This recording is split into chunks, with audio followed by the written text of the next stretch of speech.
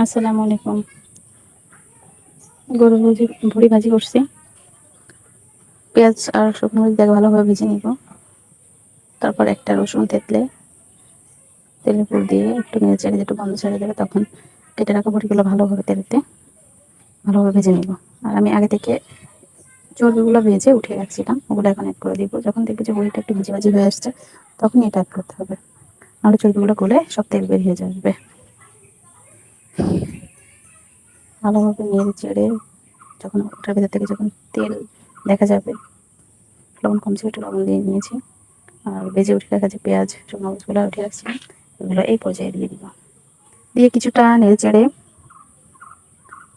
একটু পেঁয়াজটা সাথে ভালোভাবে মিক্সড করে করে নিব।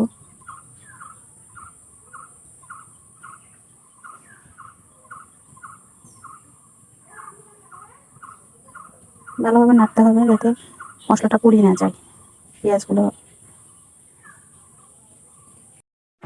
ভালো থাকবেন, আল্লাহ হাফেজ।